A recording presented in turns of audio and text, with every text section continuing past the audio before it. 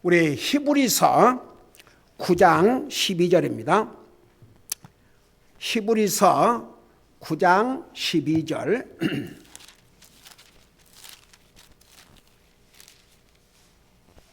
히브리서 9장 12절입니다.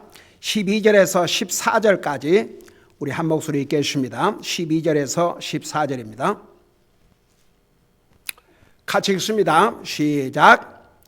염소와 송아지의 피가 아니라 자기의 피를 힘입어 한 번 거룩한 곳에 들어가사 우리를 위하여 영원한 구속을 얻으셨느니라. 황소와 염소의 피와 암송아지의 죄를 부정한 자에게 뿌려 육체를 거룩히 구별하고 정결하게 하거든 하물며 영원하신 성령을 통해 자신을 점없이 하나님께 드린 그리스도의 피가 죽은 행위로부터 너희 양심을 얼마나 더 많이 깨끗하게 하여 살아계신 하나님을 섬기게 하겠느냐. 아멘. 앉으시 바랍니다. 오늘 이 말씀을 중심으로 아주 쉬운 질문을 가지고 말씀을 전하려고 합니다. 왜 하나님이신 예수님께서 사람의 모습으로 오셔야 했는가? 너무나 쉬운 질문 같죠? 우리가 다 아는 대답, 우리 인생을 구원하시기 위해서. 그래서 우리 주님이 이 땅에 오셨어요. 우리 예수님께서 내가 세상에 온 것은 잃어버린 자를 찾아 구원하려 하심이라.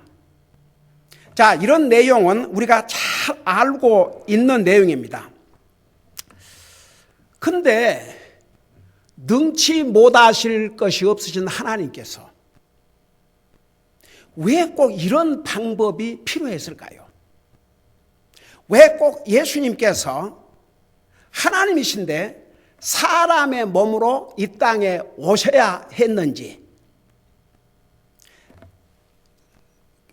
결론적인 대답은 우리를 구원하시기 위함인데 왜 그런 과정을 거쳐야 했냐 그 말입니다. 왜 하나님께서 사람의 모습으로 오셔야 했냐 그 말입니다. 근데 그런 부분은 그냥 생각 없이 묻혀서 지나가는 것 같아요. 우리 예수님께서 이 땅에 오신 것은 우리를 구원하시기 위해서 오셨다. 오늘은 우리 예수님이 이 땅에 탄생하신 것을 축하드리는 이 크리스마스 이브를 맞이해서 좀 다른 각도에서 왜 하나님이신 예수님께서 사람의 육체를 가지고 이 땅에 오셨냐 이겁니다. 그것을 오늘 좀 구체적으로 전하려고 합니다. 여러분, 제가 그 말씀을 전하기 전에 잠깐 히브리서 9장 22절을 보시 바랍니다. 히브리서 9장 22절입니다. 우리가 방금 읽은 히브리서 9장 22절.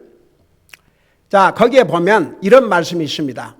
율법에 따라 거의 모든 것이 피로써 깨끗하게 되나니 피 흘림이 없은즉 사면이 없느니라. 여러분, 구약시대 때에는 짐승의 피를 흘려서 모든 것을 깨끗게 했다고 그랬습니다. 우리 죄 문제, 여러분 구약시대 때는 왜 사람이 죄를 지을 때마다 짐승을 죽여서 피 흘리는 희생물을 드렸냐 그러면 짐승이 한 번 나의 죄를 대신해서 죽어서 피를 흘린다고 내 죄가 근본적으로 해결되는 것이 아니기 때문에 죄를 범하면 또 짐승을 가지고 와서 피 흘리는 제사를 드려야 되고 해마다 제사를 드려야 되고, 여러분 심지어 대제사장도 자기와 자기 가족의 죄를 대신해서 지성소에 들어가서 피 흘리는 희생물을 하나님 앞에 드렸습니다. 그런데 구약시대 때에 짐승의 피는 우리 사람의 죄를 근본적으로 해결하는 것이 아니고 일시적으로 가리워주는 것이었습니다. 제가 잠시 후에 성경 한 절 한 절을 보면서 설명을 할게요. 여러분 잠깐 히브리서 9장 13절을 보시기 바랍니다. 9장 13절 우리 조금 전에 읽었죠.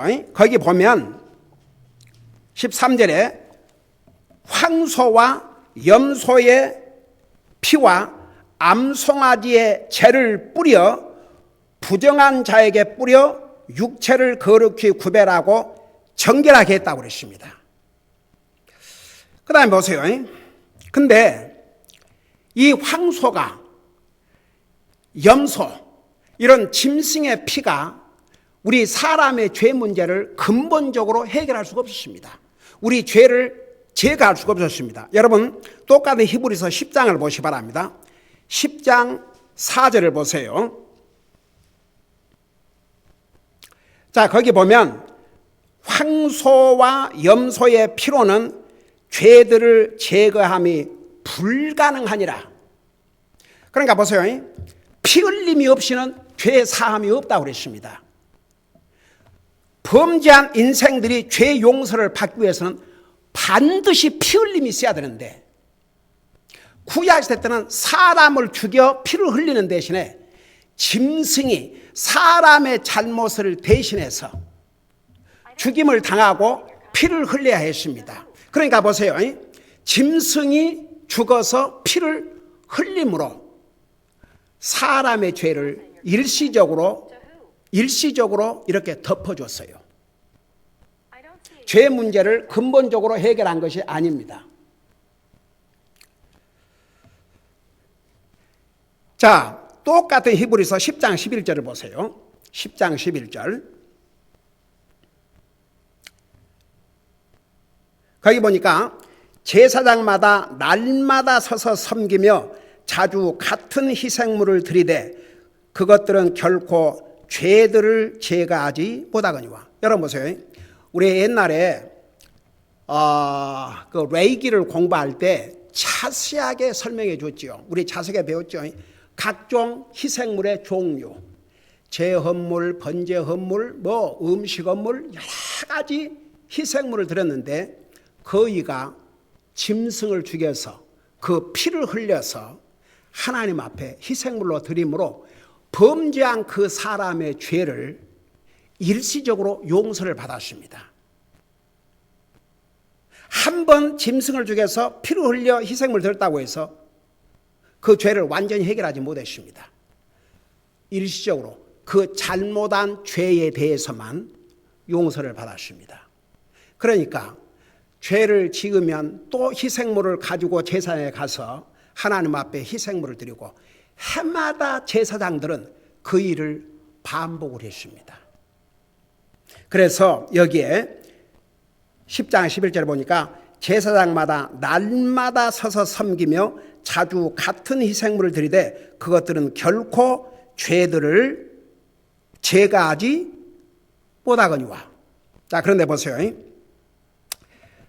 그래서 죄를 위해서 짐승을 죽인 그 짐승의 피로는 우리의 죄를 근본적으로 해결할 수가 없었습니다. 자, 여러분 서서히 이해가 됩니까? 왜 하나님이신 예수님이 사람의 모습으로 이 땅에 오셔야 했는지 이걸 지금 연결을 시켜 드리는 거예요. 자, 분명히 성경에 뭐라고 그랬습니까? 피 흘림이 없이는 죄 용서함이 없다고 그랬습니다. 그러니까 구약시대 때의 율법 아래서는 반드시 짐승의 피를 흘려야 죄를 용서받았습니다. 그것이 율법 아래서 있었던 일입니다. 그러니까 구약시대 때는 죄를 지으면 반드시, 그러니까 그것도 하나님의 자비와 은혜였습니다. 죄를 지으면 여러분 구약시대 때 가령 예를 들어서 안식일을 범한다든지 부모에게 반항한다든지 그럴 때는 본보기로 돌로 쳐 죽였습니다.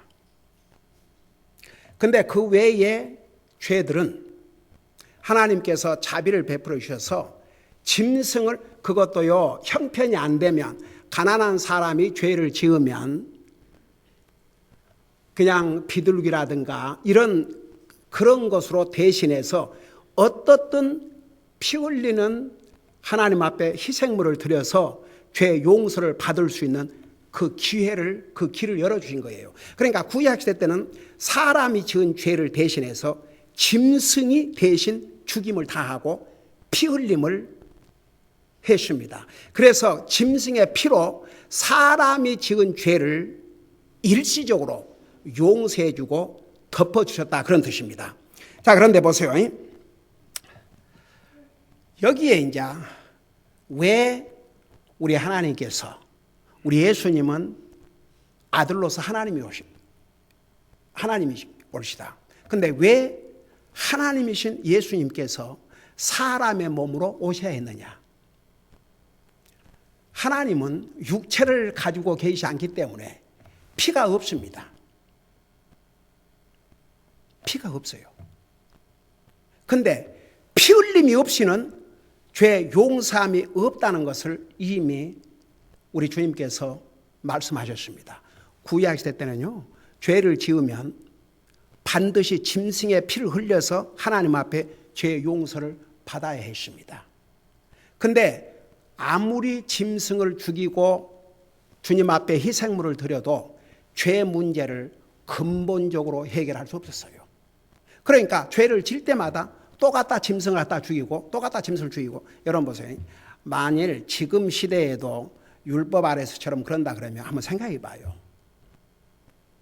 여러분들이 어떤 죄를 범하고 나서 여러분들이 살아야 되니까 대신 짐승을 황소나 염소나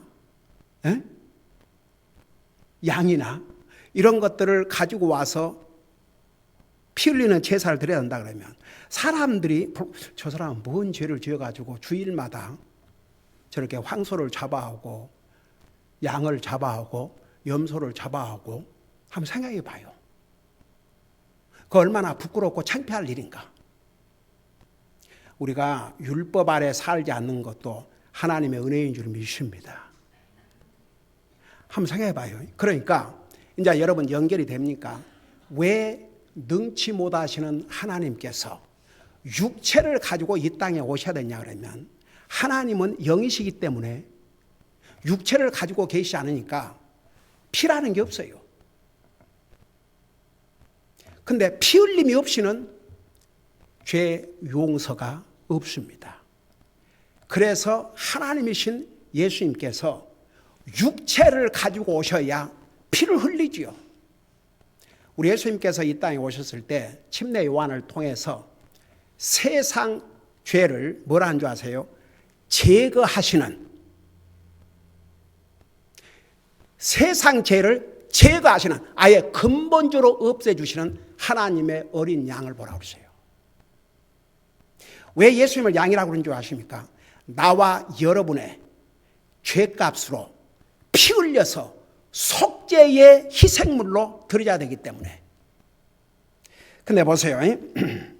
그래서 이제 예수님께서 육체를 가지고 오시지 않으면 안 됐어요. 왜냐하면 피 흘림이 없이는 우리 죄를 용서받을 수 없는데 하나님은 영이시기 때문에 육체를 갖고 계시지 않으니까 피가 없어요. 피는 생명이거든요. 우리 하나님께서 뭐 피가 있어가지고 생명을 유지하신 게 아니에요. 하나님은 영이세요.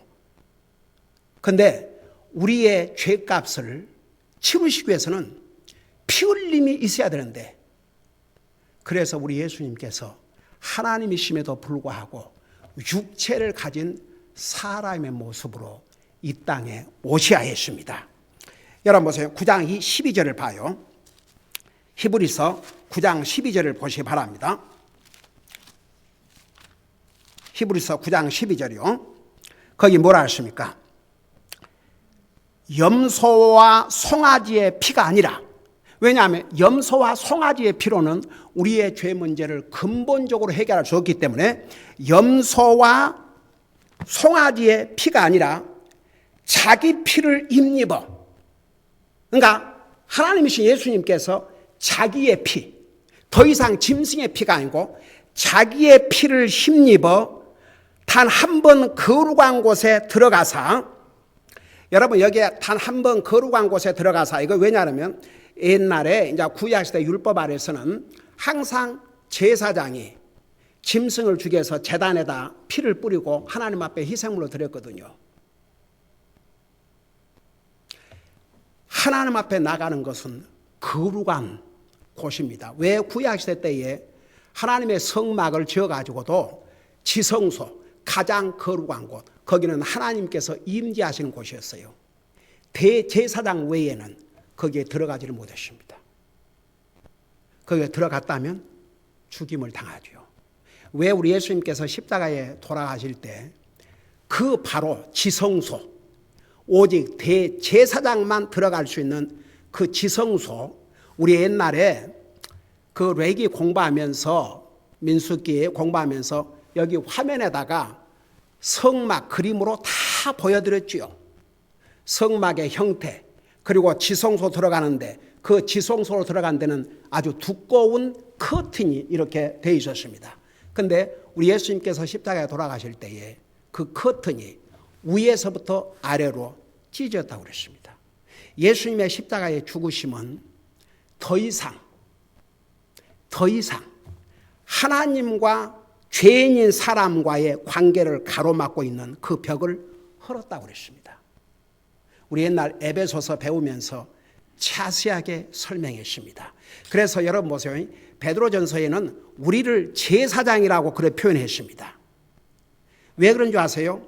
구약시대 때에 제사장만 하나님 앞에 나가서 백성과 하나님과의 사이를 중재했어요. 근데 지금은 더 이상 그럴 필요가 없습니다. 우리가 직접 하나님 앞에 나갈 수 있기 때문입니다. 여러분, 그런 면에서 천주교는 얼마나 비성경적이고 잘못된 것인 줄 아세요? 신부를 찾아가서 고백하고, 여러분, 분명히 예수님께서 우리 인생을 구원하시기 위해서 자신의 생명을 주신 다음에는 하나님과 우리와의 관계를 다 헐었다고 그랬습니다. 더 이상 우리에게 제사장이 필요 없습니다. 우리 자신을 제사장이라고 그랬어요. 왜? 우리 스스로가 주님 앞에 나갈 수 있기 때문에. 옛날에 교리 가르치면서 자세하게 이런 부분들을 가르쳤습니다. 그래서 여기에 보니까 보세요. 여기에 우리를 위하여 영원한 구속을 얻으셨느니라. 그러니까 옛날 구약시대 때에 짐승이 피를 흘리고 죽음을 당하고 짐승이 피를 흘려서 하나님 앞에 희생물을 드렸을지라도 그건 일시적인 죄 용서였어요. 근데 예수님께서 자신의 피를 흘린 다음에 나와 여러분의 속죄의 헌물로 돌아가신 다음에는 무엇을 이루냐면 영원한 구속. 여기에 영원한 구속이라고 그랬는데 여러분 영어로 redemption이라는 말이에요. redemption이라는 뜻이 뭐냐 그러면 buy back. 대신 사셨다고 말입니다. 자기의 피를 흘리셔서. 그래서 영원한 구속을 이루셨다고 그랬습니다. 그러니까 보세요. 우리가 예수님이 이 땅에 오셔서 자신의 생명을 주신 다음에는 더 이상 우리가 잘못했다고 해서 짐승을 죽여서 피를 흘려 하나님 앞에 제사를 드리고 하나님 앞에 헌물을 드리고 죄 용서를 받는 것이 아닙니다. 이제 예수님께서 나와 여러분을 위해서 하나님이신 예수님이 육체를 가지고 오셔서 자신의 피로, 예수님의 피는 거룩한 피입니다.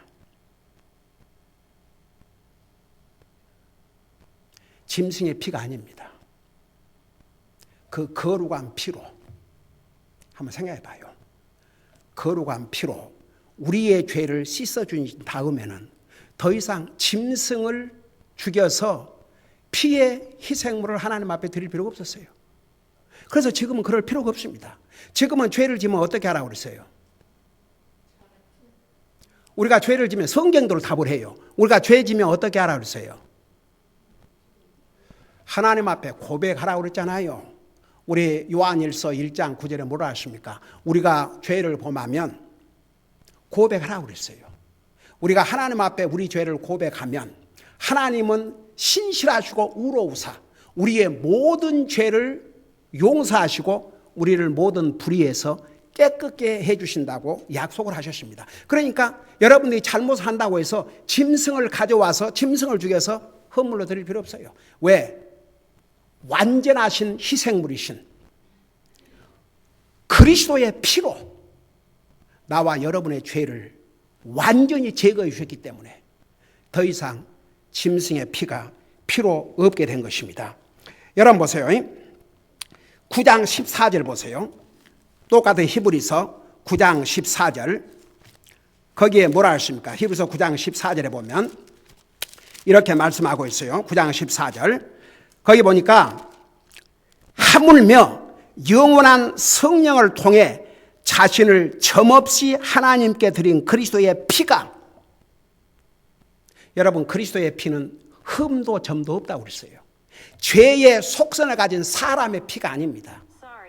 그래서 이 짐승의 피가 여기에 아닌 그리스도 자신의 피로 뭐라고 그랬어요? 죽은 행위로부터 너희 양심을 얼마나 더 많이 깨끗하게 하여 살아계신 하나님을 섬기게 하느냐. 그래서 보세요. 그리스도의 피로 죄 씻음을 받고 그 양심이 깨끗함을 받은 사람은요, 주님을 섬기지 아니할 수가 없어요. 여러분, 저더러 주님을 섬기지 말라 그러면 죽을 것 같아요. 숨이 말 것 같아요.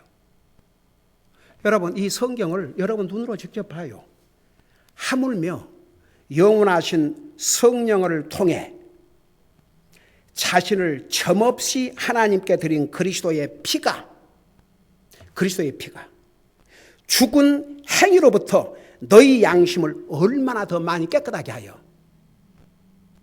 여러분 보세요. 하나님 안 믿는 사람도 양심이 있어요. 근데 그 양심은 무슨 양심만인 줄 아세요? 도덕적인 양심밖에 없어요. 가령 5계명에서부터 10계명까지 그것은요, 하나님 안 믿는 사람도요, 그 잘못하면 다 알아요. 왜? 그 양심이 그걸 알기 때문에. 우리 양심에 도덕법이 기록되어 있기 때문에. 우리 옛날에 로마서 공부할 때 자세하게 배웠지요. 로마서 2장에서 뭐라 했어요? 하나님 안 믿는 사람은요, 율법을 몰라도 그 양심에 그러니까 10계명 중에서 5계명부터 10계명까지를 도덕법이라고 그래요. 그게 기록되어 있기 때문에 하나님 안 믿는 사람도 5계명, 6계명, 7계명, 8계명, 9계명, 10계명 범하면요, 잘못인 거 알아요. 그 양심이 알아요. 근데 보세요. 하나님 안 믿는 사람과 믿는 사람의 양심의 차이가 뭔지 아십니까? 10계명이 5계명부터 10계명까지만 있어요. 1계명부터 4계명도 있어요. 1계명부터 4계명까지는 누구에 대한 의무를 기록했어요? 하나님에 대해서. 근데 보세요. 하나님 안 믿는 사람은 그 양심이 있지만 하나님에 대한 양심은 죽어 있어요. 그러니까 하나님 안 믿어도 그걸 양심의 가책으로 여기지 않습니다. 하나님을 섬기지 않아도 그걸 양심의 가책으로 여기지 않습니다. 양심 가책 없어요. 사람을 향해서는 양심 가책이 있어요. 왜? 도덕법이 기록되어 있기 때문에. 그러니까 그러나 하나님을 향해서는 그런 양심의 가책도 없어요. 근데 보세요. 정말로 그리스도의 피로 구속받은 하나님의 사람들은 그 양심이 씻음을 받았다고 그랬어요.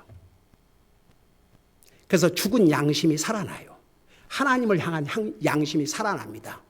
하나님을 향한 양심이 살아난 진짜 그리스도인요, 주님을 섬기지 않고 못 살게 되어 있습니다. 주님을 섬기지 않는 그 양심은요, 더 괴로워요. 여러분 보세요.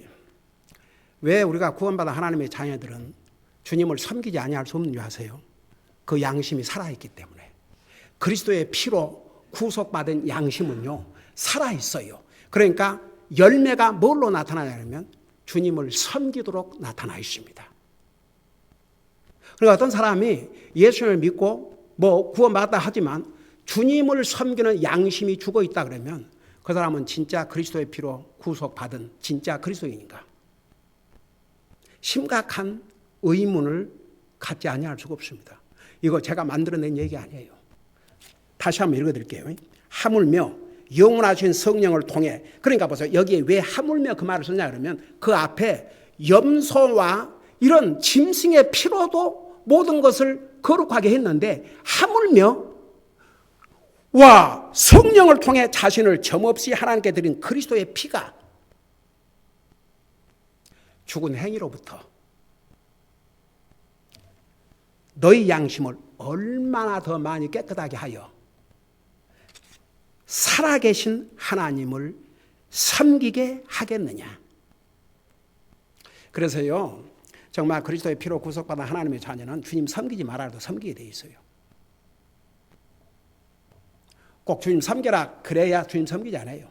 그 양심이 주님을 섬기지 아니하면 절대 그 양심이 편치 않습니다.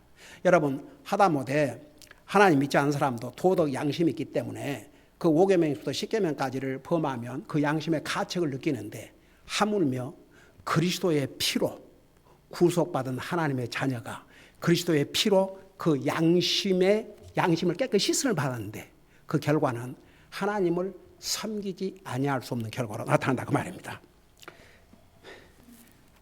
그 다음에 보세요. 성경 여러 군데서 예수님의 피에 대해서 말씀하고 있는데, 잠깐 히브리서 10장 19절을 보세요. 히브리서 10장 19절.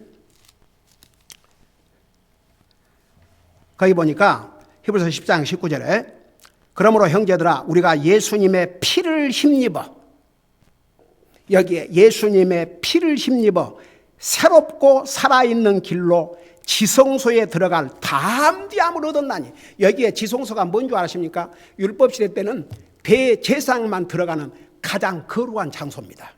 그런데 그리스도의 피로 제지성을 받은 사람은 하나님의 면전에 바로 갈 수 있다고 말입니다.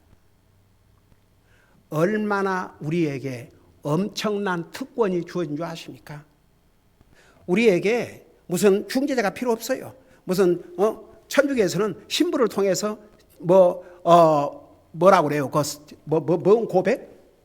고해성사? 주여. 신부에게서 끝나요. 주님에게 용서를 구해야죠.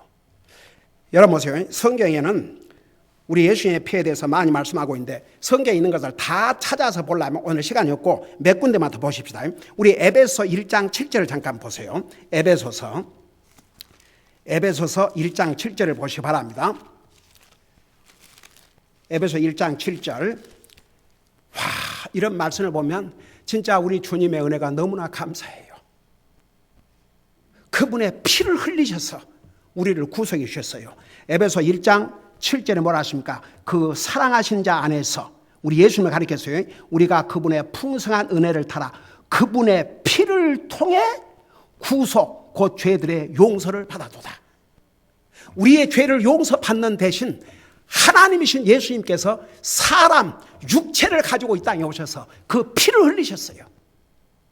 그 피로 우리가 구속을 받았습니다. 그래서 예수님께서 육체를 가진 사람의 모습으로 오셔야 했습니다.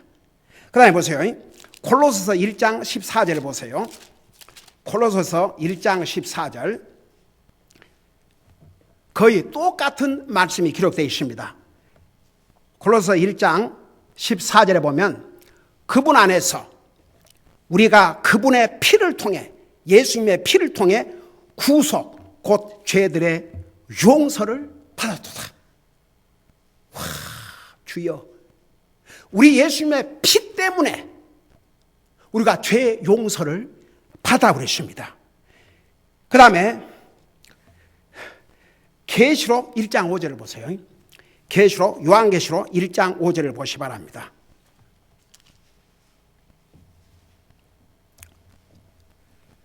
요한계시록 1장 5절을 보세요. 거기 보니까 이렇게 말씀하고 있습니다.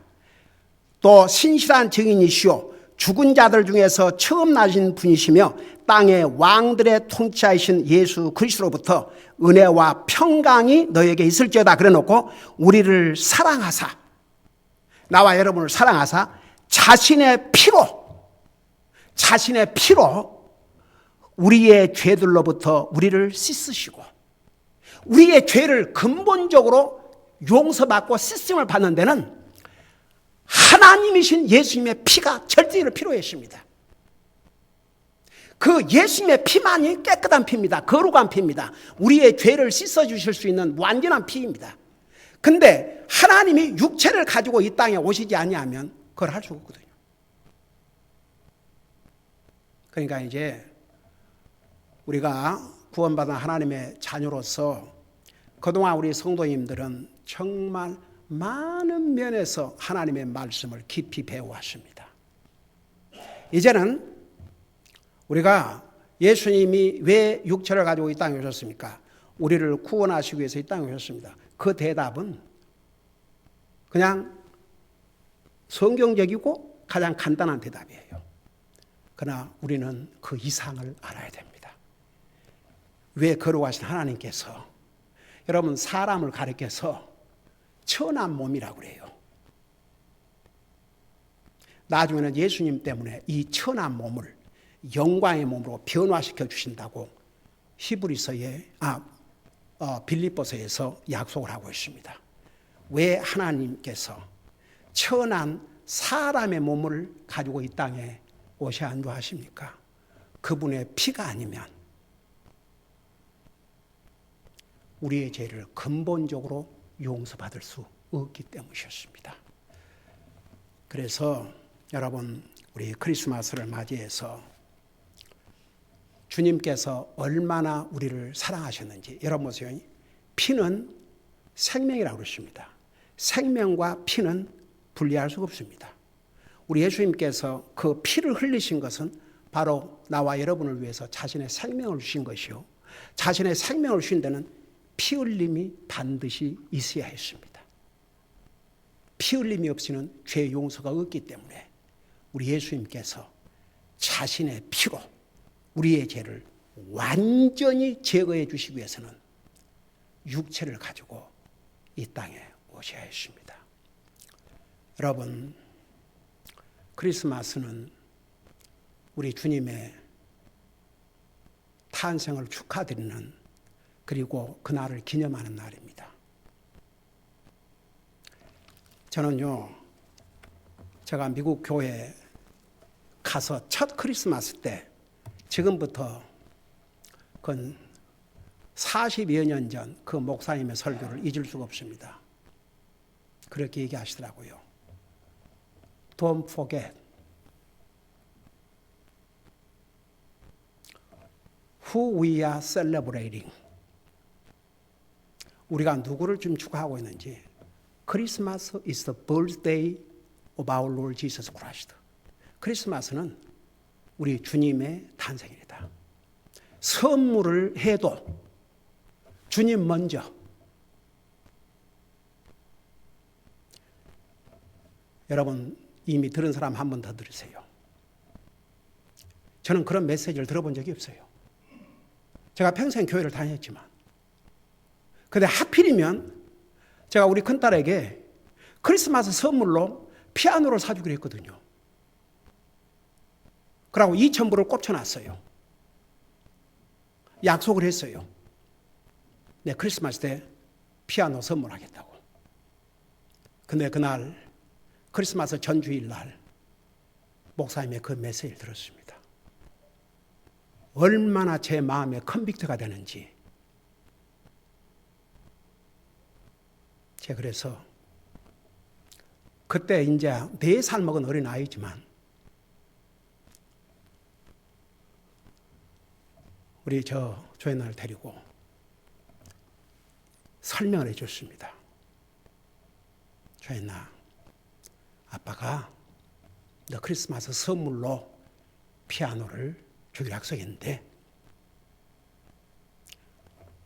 크리스마스는 우리를 구원하러 오신 예수님의 생신이기 때문에 예수님에게 먼저 선물을 드려야 되겠다. 그리고 너 선물은 너 생일 때 주마. 그러니까 그 4살 먹은 아이가 설명을 하니까 오케이 데디, 오케이. 그래서 제가 그 피아노를 사려고 준비했던 그 돈을 하나님 앞에 크리스마스 감사 오퍼링으로 드렸는데 세상에 돈을 쓰고 그렇게 큰 기쁨을 누려본 적이 없습니다. 하나도 저에게 손해가 안 됐습니다. 나중에 하나님께서 생일 때 피아노를 이제 사게 된대. 나중에 피아노 조율하러 온 사람이 조율하고 나서는 나더러 이 피아노 어디서 샀냐요? 어디서 샀냐? 그래서 뭐 샀다고 그러니까? 요 근래 나온 피아노 이런 피아노를 본 적이 없대요. 왜요? 이런 나무를 쓴 피아노 요즘 없습니다. 그걸 이사를 하면서 동부에서 가져왔어요. 지금도 저희 집에 있습니다. 얼마나 소리가 좋은지 몰라요. 40몇 년이 다 됐습니다.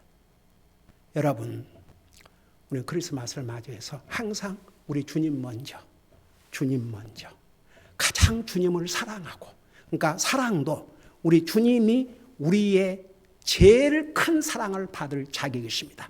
가장 주님을 사랑하고 그 주님을 가장 존중히 여기고 그 주님을 예배하고 섬기는 것이 내 삶의 목표가 될 때, 이번 크리스마스는 정말 우리 주님께 기쁨을 드리고 우리에게 큰 또 복과 기쁨이 될 줄로 믿습니다. 기도하십시다. 우리 예수님께서 하나님이심에도 불구하고 사람의 몸으로 이 땅에 오셔야 했던 것은 그 피가 아니면 우리 죄를 용서받을 수 없기 때문이었습니다. 너무나도 감사합니다. 주님 사랑합니다. 감사합니다. 그 거룩한 피로 우리의 죄를 완전히 제거해 주셔서 감사드립니다. 우리도 이제는 그 주님을 가장 사랑하고 가장 존중히 여기고 그 주님이 우리 삶의 이유와 목표가 되게 하여 주시옵소서. 감사합니다. 사랑합니다. 예수님 이름으로 감사 기도하옵나이다. 아멘.